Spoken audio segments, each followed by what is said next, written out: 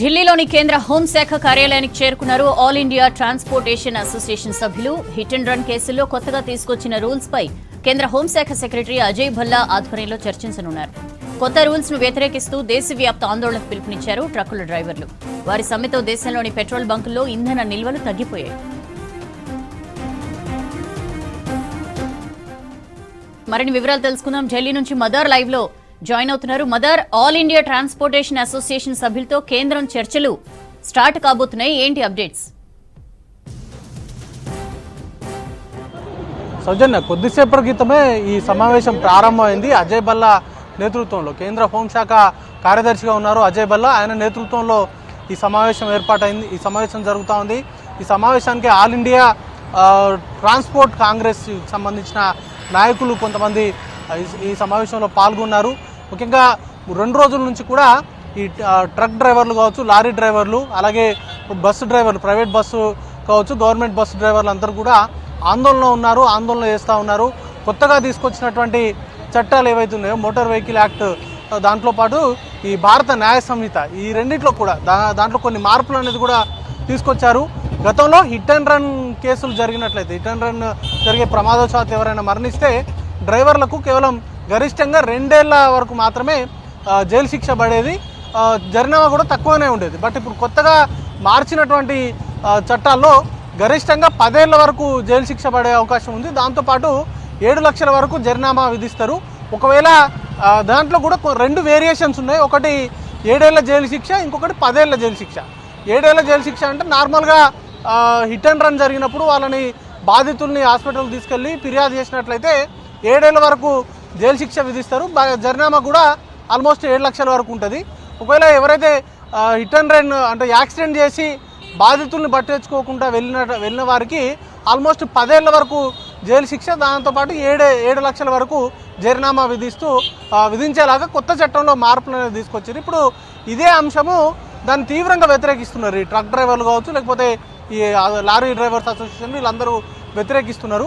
ఎందుకంటే బాధితులకు సంబంధించి తప్పేది లేదు, కేవలం డ్రైవర్లు, ట్రక్కులను నడిపినటువంటి డ్రైవర్లదే తప్పంతా అని అర్థం వచ్చేలాగా ఈ చట్టాలను తీసుకొచ్చారు. దాంతో ఎక్కువగా బాధితుల కంటే కూడా వీళ్ళు ఎక్కువ నష్టపోతాము, మేమే ఎక్కువ నష్టపోయేటువంటి పరిస్థితి ఉంది.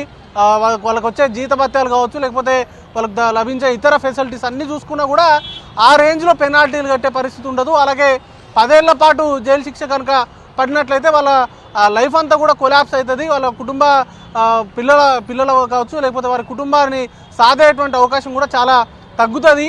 దాంతో గతంలో ఉన్నట్టు మాదిరిగానే శిక్షలు అనేది కూడా ఉండాలి అనేటువంటి డిమాండ్ చేస్తున్నారు. కొంత లిబరలైజ్ చేయాలనేటువంటి డిమాండ్ తోటి నిన్నటి నుండి స్టార్ట్ అయింది. ఇది 3 రోజుల పాటు దేశవ్యాప్తంగా సమ్మె చేస్తామంటూ కూడా పిలుపునిచ్చారు. అప్పటికి కేంద్ర ప్రభుత్వం దిగిరాకపోతే ఈ ఆందోళన మరింత ఉధృతం చేస్తామనేటువంటి మాటను చెప్తున్నారు. ఇప్పటికే ఒక రాష్ట్రం అని కాదు, దేశవ్యాప్తంగా అన్ని రాష్ట్రాల్లో కూడా ఇప్పటికే వీరందరూ కూడా ధర్నాల్లో ఉన్నారు.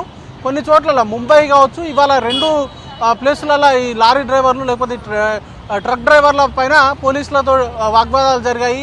ముంబైలో లాఠీచార్జ్ చేస్తే పోలీసుల మీదకి తిరగబడి రాళ్లదాడి చేశారు. అలాగే యూపీలో మెయిన్పూరి అనేటువంటి ఏరియాలో కూడా పోలీసుల పైకి ఈ ట్రక్ డ్రైవర్లు దాడి చేశారు. వాళ్ళపైన ఆందోళన చేస్తున్న ట్రక్ డ్రైవర్లను చెదరగొట్టేటువంటి క్రమంలో వారిపైన లాఠీచార్జ్ చేస్తే వాళ్ళను ఎదిరించి వీళ్ళు రాళ్ల దాడి చేశారు. మొత్తంగా టీయర్ గ్యాస్ ప్రయోగం కూడా జరిగింది. ఇట్లాంటి ఉద్రిక్తకరమైనటువంటి పరిస్థితులు నెలకొన్నాయి. దాంతోపాటు దీని ఇంపాక్ట్, ఈ సమ్మెకు సంబంధించిన ఇంపాక్ట్ చాలా రాష్ట్రాల్లో పెట్రోల్ నిల్వల పైన ఇంపాక్ట్ అనేది కూడా చూపిస్తుంది. చాలా ప్రాంతాల్లో పెట్రోల్ బ్యాంకుల్లో పెట్రోల్ లేదు, పెట్రోల్తో పాటు డీజిల్ లేదు, నో స్టాక్ బోర్డ్స్ అనేది కూడా దర్శనమిస్తుంది. చాలా బంకుల్లో క్యూలు కట్టి ఉన్నాయి. కొన్ని బంకులలో ఏదైనా కొంత మిగులుంటే, కొంత మొత్తంలో నిల్వలు ఉంటే వాటిని ఫిల్ చేయించుకోవడానికి కూడా బారులు తీరినటువంటి సిచ్యువేషన్ కనబడుతూ ఉంది. దాంతోపాటు నాట్ ఓన్లీ పెట్రోల్కి సంబంధించిన ఉత్పత్తులు కాదు, మిగతా అంశాలకు సంబంధించి నిత్యావసర సరుకులకు సంబంధించినటువంటి రవాణా కావచ్చు, అలాగే కొరియర్ సర్వీసెస్, వీటన్నింటి పైన కూడా ఈ సమ్మె ఎఫెక్ట్ అనేది కూడా ఉంది. దాన్ని సార్ట్అవుట్ చేసేందుకు ఇప్పుడు కేంద్రం చర్యలకు నడుం బిగించింది. దానిలో భాగంగానే కేంద్ర హోంశాఖ సెక్రటరీ అజయ్ భల్లా నేతృత్వంలో సమావేశం జరుపుతూ ఉంది. ఈ ట్రాన్స్పోర్ట్ యూనియన్కి సంబంధించిన నాయకులు వారు ఇచ్చేటువంటి రిప్రజెంటేషన్ కావచ్చు, వారి డిమాండ్స్ని కేంద్ర ప్రభుత్వం ముందు ఉంచబోతున్నారు. ఇప్పటికే వారు సమ్మెకు దిగకంటే ముందే ఒక 2 రోజుల ముందే కేంద్ర ప్రభుత్వానికి లేఖ రాసిరు.